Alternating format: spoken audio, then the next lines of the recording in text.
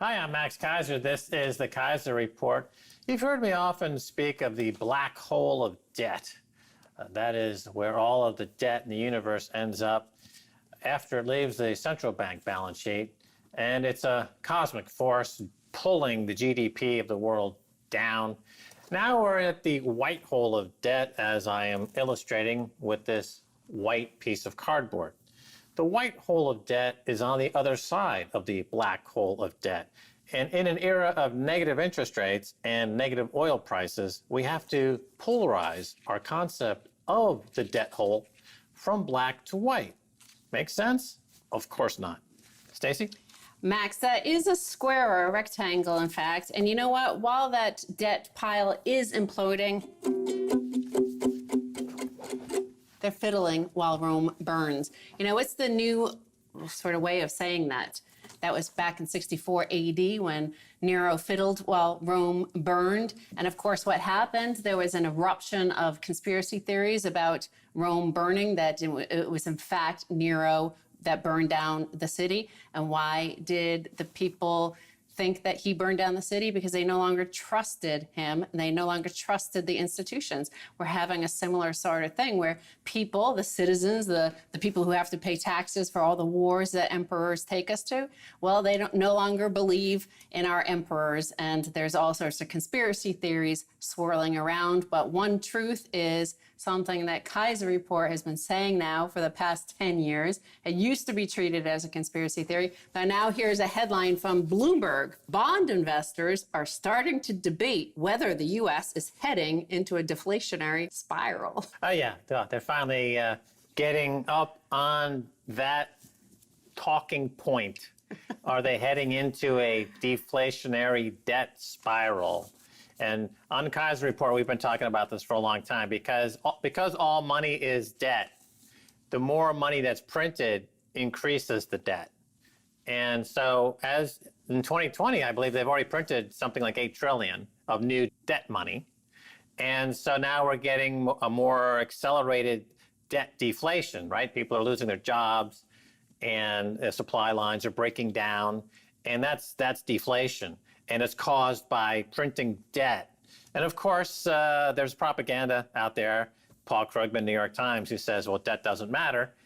But clearly, if you've got record unemployment and you've got social unrest and you've got the global insurrection against banker occupation going, then maybe debt does matter. You know, the Roman Empire only held together as long as you could hold the edges. If you couldn't hold the edges and you had to divert resources to pacifying Gaul and then pacifying, the Constantinople sort of edge of empire, like it took resources, right? So here we have a situation where the roads that keep the American empire together is the dollar and the debt system.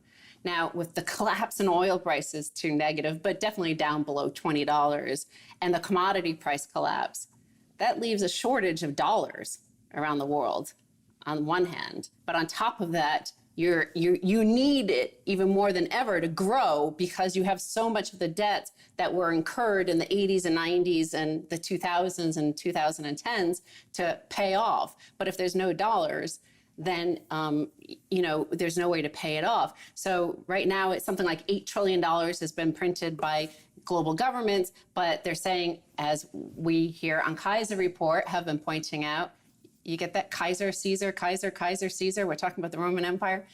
And we need 100 trillion, at least, to just not even get most of the way up there to even. King Kaiser says that this is not unpredictable, that there would be a dollar shortage because of what I just said a moment ago. It's debt. And when you have debt money and you flood the economy with debt money, you still have to pay interest on that debt money, which requires you to create more debt money, right? It's more debt money. This is debt money that's why there's a dollar shortage, because the interest on the current pool of hundreds of trillions of dollars worth of debt money requires you to print more debt money. Does it sound like a Ponzi scheme? Yes, it does. Is it a Ponzi scheme? Yes, it is. How do we know that it's not working? Well, let's see. The price of gold's hitting new all-time highs in every currency around the world except the dollar, which is, again, to quote Paul Krugman, backed by men with guns. So the only reason they take the dollars is fear of violence. That's what backs the dollar. Now, once people no longer fear the violence of an American Pentagon, then there will be the end of the fiat money, US dollar, as all fiat money has all disappeared for the past 300 years. None have survived except the British pound, but that's lost 95% or more of its purchasing power. In the Roman Empire, they had various gold or silver coins, and those were backed by men with guns because they had to clip the coins and force you to take it at the same exchange rate that you were used to. So empires always use force. They always use guns. And, somehow progressives and liberals, and of course, like American thinking class, the speaking class that tells the rest of the world what to think, they don't want to feel bad about themselves. So they want to think that this fiat regime is somehow more benevolent than Nero might have been. So, in terms of what's happening now and what's happening today, as we see this deflationary spiral, we see shortages of food starting to emerge. And it's the same sort of thing you saw, Nero is long before, hundreds of years before the empire even started to collapse. But even then, there was decay and rot and corruption and no expertise. There was nobody in charge. Nobody was speaking to the people. So when you see only 50 plants in America are responsible for 98% of meat slaughtering and processing in the US. Several plants have closed due to COVID-19 outbreaks, backing up hog and beef production, crushing prices paid to farmers, and causing months of meat shortages. They're forecasting that there's going to be meat shortages. I mean, these are in the headlines of people in the financial news speaking to farmers and slaughterhouses and saying hey, isn't this going to be an issue?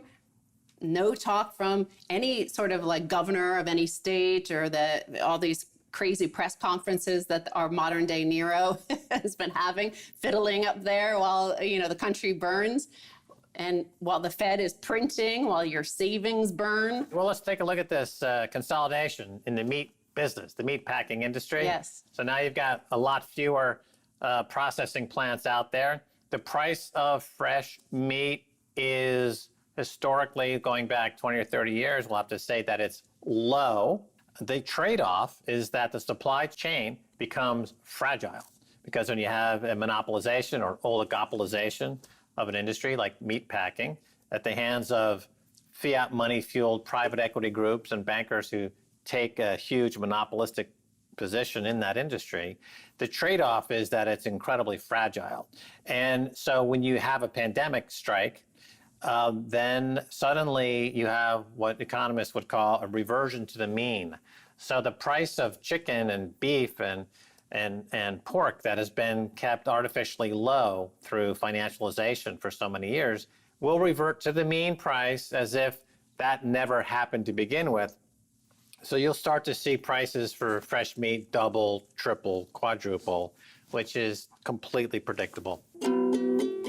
What is entirely predictable is that somebody will get blamed because, when 70% of Rome burned down, who did Nero blame?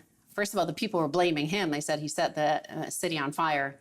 And then he blamed the Christians, the newly arrived Christians, this cult, it was considered at that time, in 64 AD, and he burned many of them alive. So I want to turn to, at that time, Christianity was a new way of thinking, and they entered the Roman Empire through the roads that the Roman Empire needed in order to extend its power and its reach.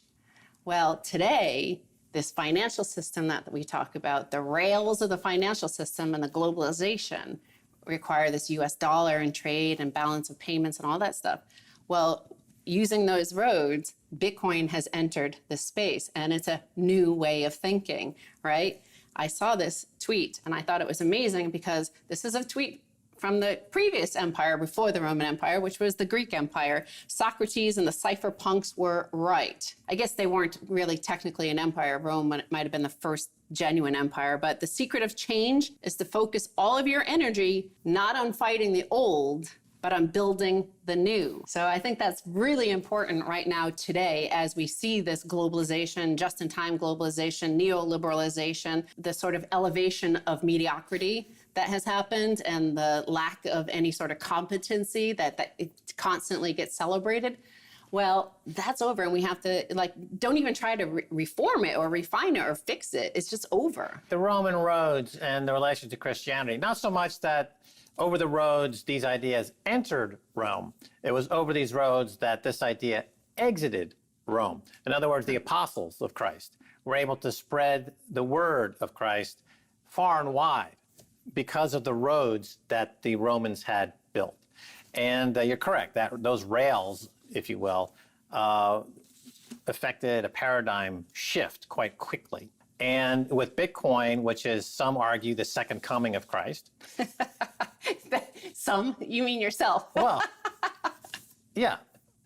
All of my personalities would argue that this is, in fact, Jesus 2.0. Okay. And the rails of the current infrastructure of communications are being used to spread the good word, the good news that of Satoshi, that the hardest money ever created is here, and that absolute scarcity is here, and that we are separating state from money, and we're now entering a period of freedom that we've never known before. Individual sovereignty, that you don't need the divine right of Jay Powell to bail you out, as they're doing all these bailouts right now. At that time, they really believed, in the Roman times, they believed in multiple gods, and that these sort of emperor had special relationship with them. And if you didn't, abide by what the emperor did, this god would smite you. But in terms of that old way of thinking, again, it's just a fact. It's just an observation that happens throughout every single empire and rise and fall. And especially towards the fall, you start to see the civil wars erupt. You saw many, many, many civil wars throughout the Roman Empire as it collapsed. But here in America, you see that the millennial and Generation Z keep on trying to fight within the old system, because that's all we know. That's what we're told is legitimate. But you see that they want something so radically different from what from the boomers that has done them very well, because again, they were the first one in on this fiat pyramid scheme. So it makes perfect sense that they would elevate to the high, emperor sort of position. Right. This is why progressivism is never going to work. Yes. And whether it's like AOC, who's a popular politician in America, this whole idea, it's a rearguard action, that she wants to change the way things are done to make it fairer. But it's never going to work. You have to radically change everything and start and create something new. Something new. And fiddle on Warren Buffett's ukulele while the old ways go away. Oh, it's beautiful. Like being serenaded by Aphrodite on the shores of the Aegean, praying to the god of velvet. Well, don't go away. We're coming back right after this.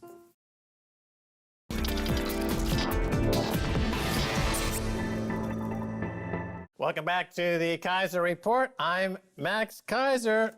Oh, wow, this is going to be a good one. Time now to turn to Samson Mow. He's the Chief Strategy Officer at Blockstream. He's also the CEO of Pixelmatic and the creator of Infinite Fleet, in which, full disclosure, I am an investor. Samson, welcome back. Thanks, Max. Thanks for having me again. So first of all, what's the update on Infinite Fleet? Well, lots of stuff. We're chugging along in terms of development. We recently announced a partnership with Stalker in Europe to facilitate our security token offering. And we're in progress with the SEC for our Reg A Plus filing. And as you know, Reg A Plus is typically referred to as a mini IPO. Just to refresh people's memory, Infinite Fleet is a multiplayer game out there in cyberspace, and it's going to scale up to be bigger than Fortnite, correct? Yeah, it's a MMO strategy game. We've got a lot of real, serious AAA developer talent behind it. We have the guys from Homeworld, EVE Online, Age of Empires 4. Several of them left that project to come on board. But it's going to be great, and we're aiming to make a big splash. You know, Verizon, the phone company, says that there was a 75% increase in data usage for gaming in the U.S. during March. It seems quite timely in this age of lockdown when apparently everyone is online. Yeah, people are now gaming a lot more. They're online more. They've been on-ramped, not only for Bitcoin, but they've been on-ramped into online environments. And so this seems to play right into your wheelhouse, Samson, the team at Infinite Fleet. You got to be pretty stoked about that. Yeah, definitely. I mean, there's ups and downs, and one of the upsides of the lockdown is that people are staying home, they're playing more, and the game industry and entertainment industry in general is recession-proof. So when people are not out spending money, they're spending money here. So it's kind of a good thing for us.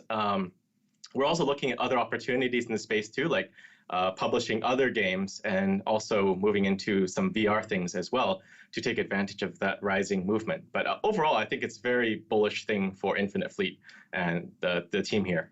Right. So I take it, I would assume, given Blockstream and all the other things you're involved with, this is very Bitcoin specific, and it's everything about Bitcoin, and it's all on Bitcoin. Is that correct?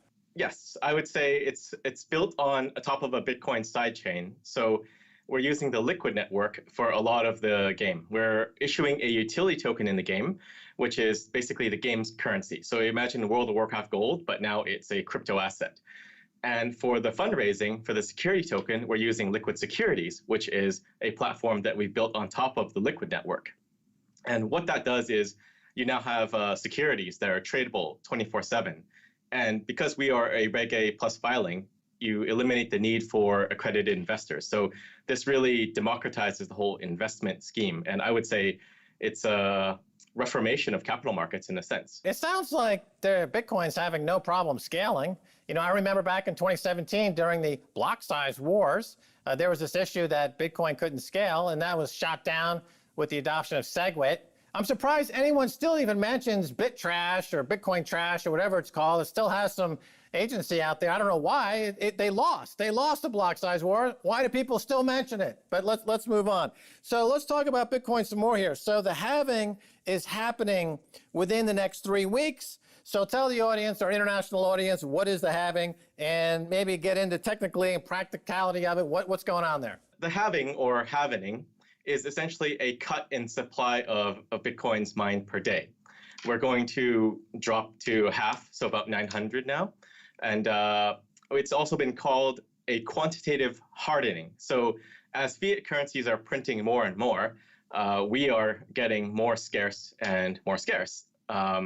Basically, it's part of the protocol. It's built in, and every 4 years it will happen. So there's a large expectation that this will have a positive impact on Bitcoin price. So number will go up. Let's talk about quantitative hardening for a second. There have been many genius Bitcoin memes over the years. This is a hybrid meme because it combines something pulled from central bank language, quantitative easing, and it combines it with a Bitcoin notion of quantitative hardening and the hardest money ever created. And this is about an awakening now. People are understanding that the central banks are completely out of control. Neil Kashkari recently said on a 60 Minutes broadcast that they have infinite quantitative easing, the ability to print infinite amounts of money. Money printer go burr.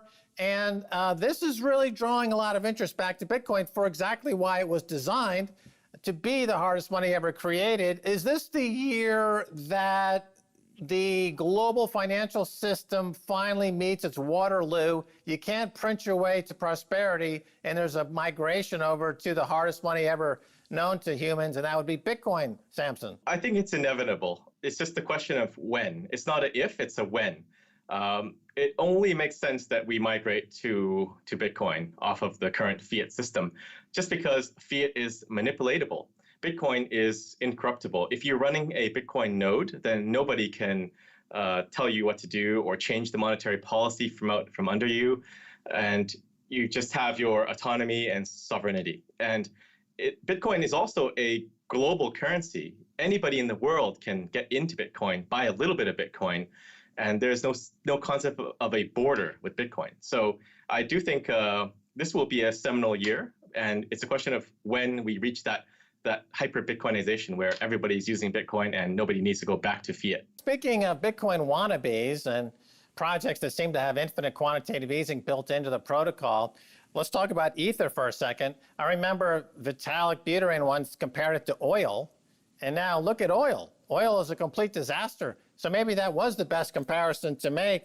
And I want to kind of follow up on that a little bit in terms of Bitcoin miners and Bitcoin. It's going to be interesting to watch how they respond to the decline in price compared to, for example, the U.S. oil sector, where producers have been losing money but keep pumping. All right, so here you have the analogy here. In the oil field, they are losing money in the shale industry, but they keep at it. They keep pumping. The miners of Bitcoin, they have a cost, and now they're going to get half of the reward that they got pre-halvening. So what happens in that mining sector in Bitcoin? How is it different than oil? Walk us through that a little bit. Well, the thing is, oil can go negative because there is a cost to deliver. You have to buy the barrel and you have to move it physically. So physical delivery incurs a large cost. And Bitcoin will never have that problem because it is digital. Bitcoin has purity of function. It is just money. Peter Schiff likes to argue other things like gold and things have a utility, but actually that utility is more of a hindrance than anything, right? When you want money, you want it to be hard, you want it to be reliable, predictable, and you want it to have a purity of function, which Bitcoin has. What about various countries now getting into the crypto game? Just this past news cycle, we heard that China is going to come out with some kind of crypto coin because they want to get away from fiat. They're starting to see the limitations of fiat money. And other countries have announced, hey, we're going to get into crypto. That's one part of my question. The second part of my question is, you've got these huge sovereign wealth funds like in Qatar that are bleeding due to the oil and gas collapse. Are they good places to take a look at crypto, or Bitcoin, I should say, and say, you know what, let's put a few billion or half a trillion to work in Bitcoin? Do you think the game theory that's built into the protocol will find its way into the sovereign wealth fund level and the global central bank level? Is that where we're headed, Samson? I definitely think so. Bitcoin is inevitable, and eventually everyone will be using it. It's just a question of when they figure out that they should be using it. So the nation states that are rolling out their own cryptocurrencies, it's often said that they're competing with Bitcoin, but I really don't think they are. They're just competing with fiat currencies, and they may be competing with stablecoins. So the question there is really, is it better than a stablecoin like Tether? Is it going to be permissionless? Can anybody access it? Or will it enforce capital controls? Or will it be a tool for surveillance? Because surveillance capitalism is a thing now, and privacy is being eroded constantly. And you see that even more with COVID-19 and the trampling of civil liberties. But the question is, are these national currencies, digital currencies, going to enable that or help the common man? You mentioned surveillance capitalism there, and that is a relatively new category of markets and finance, and it's growing quite substantially. Both on a health perspective, people want to track this COVID-19 virus, and people also want to do forensic examinations of where money is going at any given time because these states are running out of cash and they're looking for any cash they can find. Is surveillance capitalism something that Bitcoin fights against? Is it itself subject to possible invasive forensic accounting? Because after all, everything is accounted for on the Bitcoin blockchain. Is that a liability? And are we going to see the rise of more, let's call them fungibility projects like CoinJoin, where the provenance of coins disappears through various filters? What's your thought on this? I think Bitcoin does change things up because now we have the potential to fight against surveillance capitalism and invasion of your personal financial privacy. Bitcoin is not quite there yet because with the Bitcoin blockchain, everything is open. It's an open book. Anybody can look at the blockchain. There are companies that specialize in blockchain surveillance and tracking where things move, which coins are associated with who, and kind of trying to segregate coins into clean and dirty coins. And these are things that we need to work against and fight for. I think a lot of people don't understand that your privacy is really dead right now, and we need to fight to bring it back. And there are things like you mentioned that are coming to help us do that. One of which is P2EP or PayJoin. which is a common standard that is helping people to achieve privacy and fungibility. This notion that Bitcoin is separation of money from state. Agree or disagree? Oh, totally agree. Bitcoin is how you separate the two. And I think the tools of fungibility and privacy are what will allow you to separate morality from money if Bitcoin is that vehicle. Because right now you can blacklist coins, you can say something is dirty, and a lot of that is really just someone projecting their morality onto money. And I think the sooner that we can remove that aspect, the better for everybody. Oh, fantastic. Well, Samson Mow, thanks for being on the Keiser Report. Thanks, Max. It's been great. All right, and that's going to do it for this edition of the Keiser Report. With me, Max Keiser, and Stacy Herbert. I'd like to thank our guests, Samson Mow of Blockstream, Pixelmatic, and Infinite Fleet. If you'd like to get in touch, tweet us at Keiser Report. Until next time, bye, y'all.